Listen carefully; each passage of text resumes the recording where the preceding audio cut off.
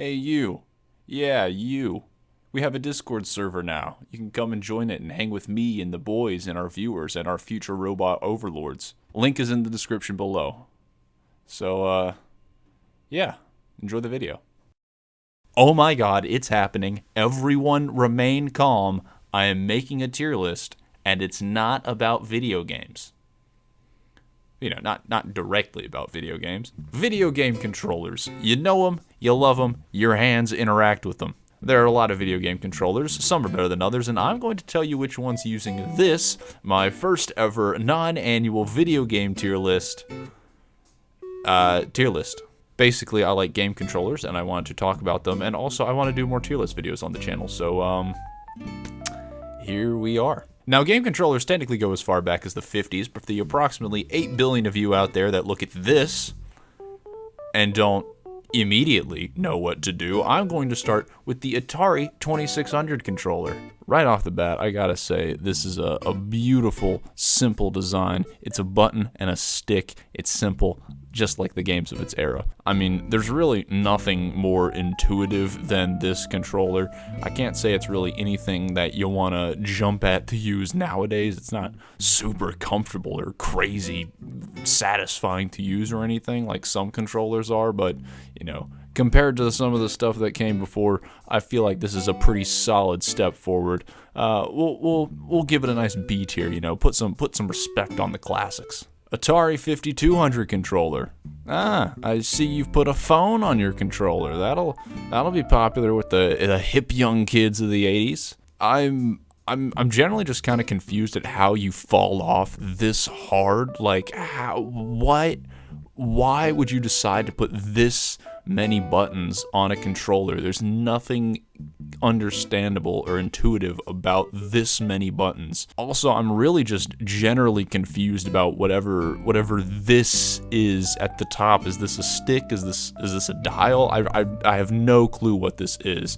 I hate this controller with a passion. It is going in F tier. The NES controller. Now, this is a truly classic design. So simple, so beautiful. We got just the right amount of buttons. We got the D-pad. We got the perfect layout for controlling games. It's so nice. This controller was so innovative. I can't say it's like the most comfortable thing to use because it is kind of squared off, and that's not, you know, ergonomically sound, but overall, this is a really solid controller. Big respect. We're going A tier. This is a classic controller. Sega Master System controller. Hey, wait a second. I've seen this one before. Alright, so it would be really cool of Sega if in the future you could cheat a little less obviously off of Nintendo. I mean, we've got the same amount of buttons, same layout. There's really like no differences between this and whatever Nintendo is offering. We're going C for carbon copy. Atari 7800 controller. Jesus Christ, what is that? I mean, I really want to compliment this controller for being a general improvement upon the 5200 controller, but I am so genuinely disturbed by this growth coming out of the top of this controller that I want to quickly move by it.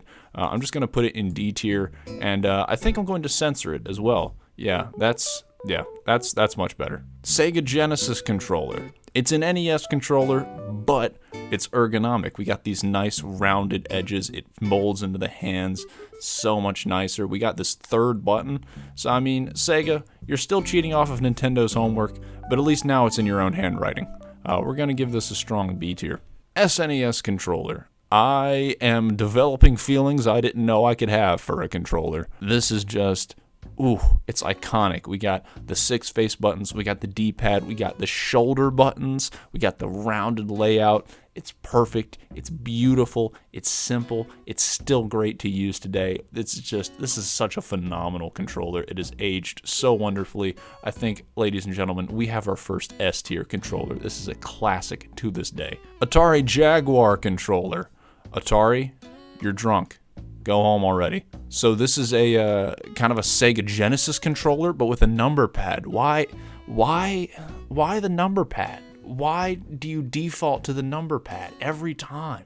This is just a generally disgusting controller. This is a horrible way for Atari to go out. I'm giving this an F tier. Sega Saturn controller. I mean, the console may have flopped, but at least the controller was actually pretty solid. We got a nice evolution of the Sega Genesis controller. We got more face buttons now. We got shoulder buttons. We still got that nice curved, wishbone design, sort of, whatever you want to call it. It's nice. It looks good. It's kind of comfortable. It molds into the hands really well.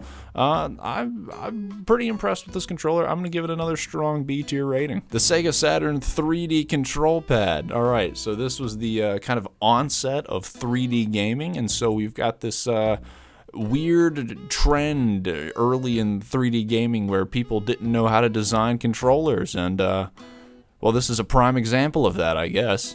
I mean, it's definitely one of the weirder early 3D controllers, but, you know, we've got this stick over here. It's a sort of intuitive layout. It's not the worst thing I've seen all day. It's just kind of funky looking. I'm going to give it a C tier. I don't hate it. It's just weird. The PlayStation 1 controller. Because for some reason, someone at Sony looked at the SNES controller and decided, セックスアピールが必要. I don't know why the SNES controller needed thighs, but I guess it's an overall improvement to the ergonomics of the controller.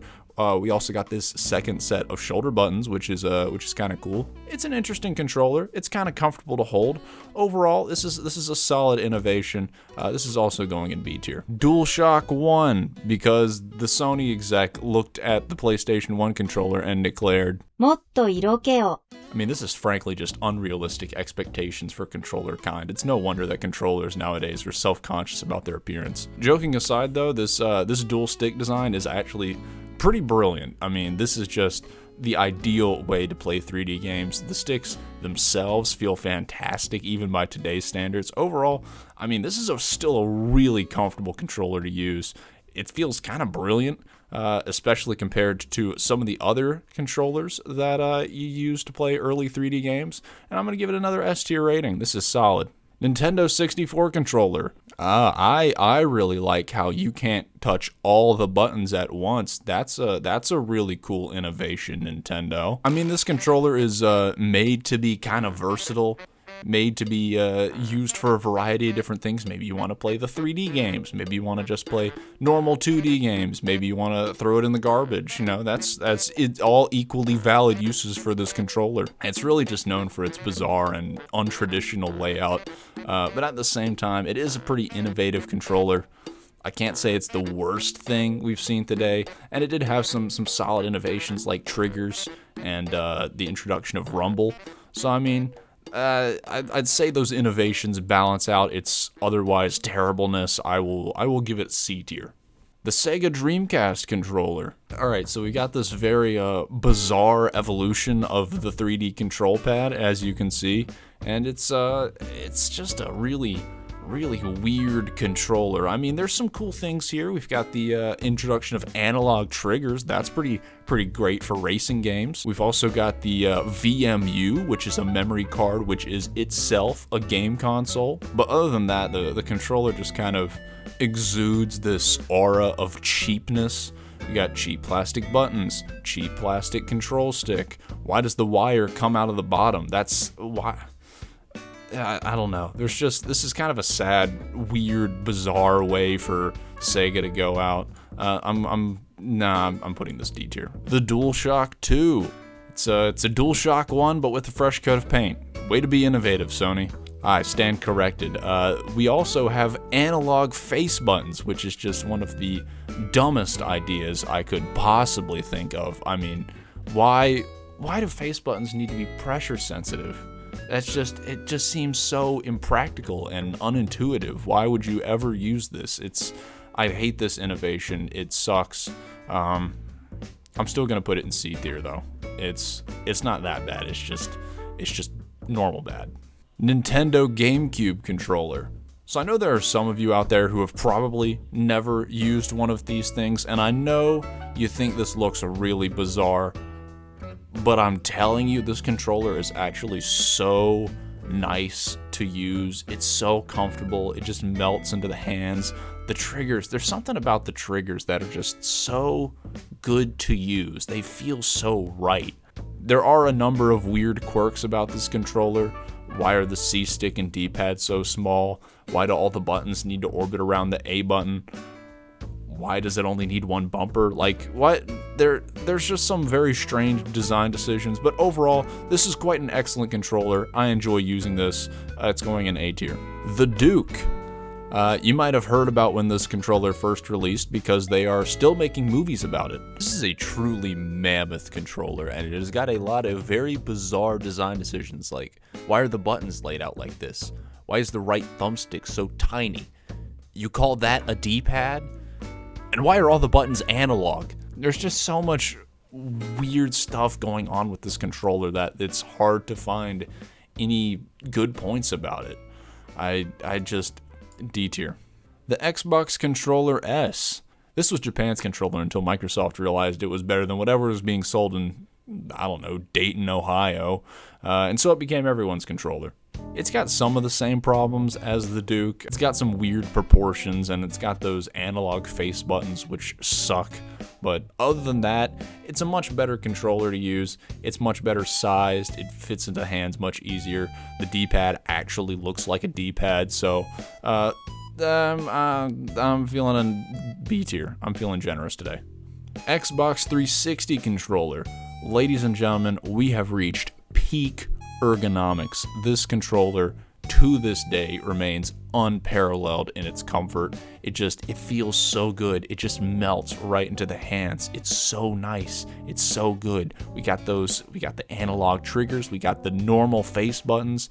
Everything about this just, it's exquisite. It's fantastic. You can use it wired in or wirelessly. It's just, it's an immediate S tier. It's top of S tier, really. This is fantastic.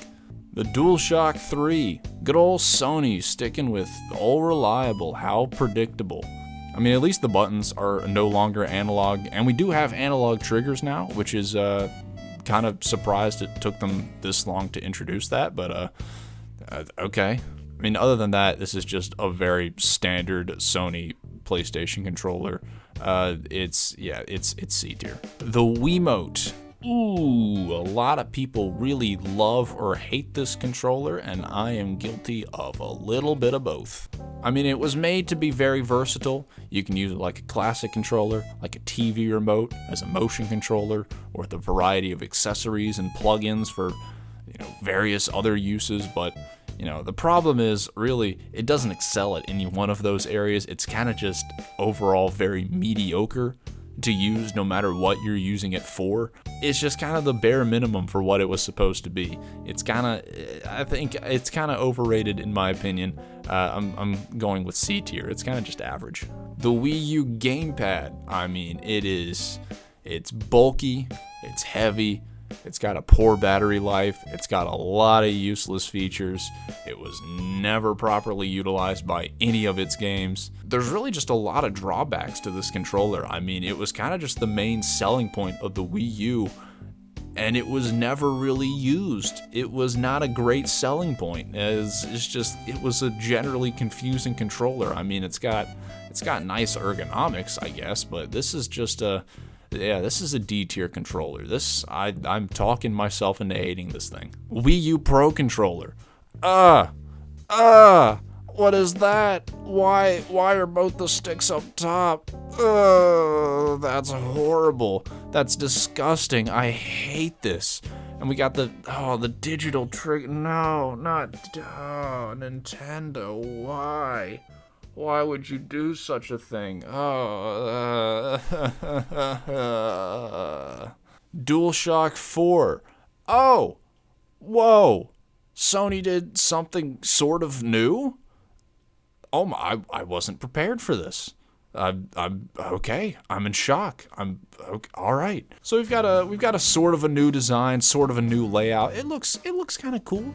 Looks kind of sleek. We've got this new touchpad. I guess that's something you can use with your games. These never really had the greatest build quality, so I can't say I was ever in love with them. But I mean, it's an improvement. I'll give it a B tier. It's alright. Xbox One controller. Microsoft spent way too much money trying to develop something that was going to top the 360 controller, which was just, frankly, an impossible task. I mean, overall, I think the Xbox One controller is solid. It's got the same kind of layout. It's got some, some tweaked, dimensions and stuff. I think the sticks are a little smaller, things like that. They're textured, but overall, it's a solid layout. It's a solid controller. Again, it's kind of hard to improve upon what the 360's perfection was, but this is solid enough. I like using this controller. It's an A tier. The Nintendo Switch Joy-Cons. So these are kind of like the Wiimote in that they were made to be very versatile, and overall they're a lot more successful in their versatility than the Wiimote. I mean, you've got a lot of technology packed into these. You got the IR sensors, you got the HD rumble, you got the motion controls. Overall, these are pretty solid. These are generally pretty versatile. They're good for motion controls. They're good when you're using them together. I will say they're pretty miserable when you're taking them apart and using them individually. When you've got tabletop mode up, or you just don't have enough controllers to go around with your friends, these are pretty miserable to use on their own. There is a significant drawback to their versatility, but overall, it's a general improvement on the Wii remote. I'm giving them a B tier. The Switch Pro controller. Ooh, these are so nice. This is so good. Such a great controller. I mean, you've got phenomenal build quality. The buttons are chunky and clicky and so great. It's got such a nice feel, such a quality feel to this controller. All the buttons are oversized and they're so fun to click. I honestly don't even mind the digital triggers. They're just so fun. They're so clicky. They feel so good. If you use your Switch in docked mode, like a lot of the time, there's really no reason not to pick up one of these things. It's going in A tier. This is a strong controller. Xbox Series S and X controller. I mean, it's basically the same as the revised Xbox One controller. It's comfortable, feels nice. The thumbsticks have tire treads. I don't know. I'm kind of scraping the bottom of the barrel looking for features, but I don't know. I'd say it's B tier controller. It's alright. And finally, the DualSense. I want to say this is a general improvement upon the PS4's DualShock 4. General, just a much better build quality, at least in my experience. The adaptive triggers are kind of the big selling point of this controller, I gotta say. If you haven't used them, try and find some to use, because they're so funky and weird, but kind of fun at the same time. I do quite like them. It's a little big for my liking. This is a really massive controller. It feels almost a little too oversized, but otherwise it's been decent to use. I'm giving this a B tier as well. And there we go. That's my general tier list of controllers. I tried to rank them based off of general comfort and innovation, as well as intuitiveness for some of the early controllers. I'm quite pleased with how this turned out. I think this is a solid list. Let me know in the comments below what you disagree with. I'll let you know why you're wrong. And yeah, thanks for watching. I hope to do more tier lists in the future.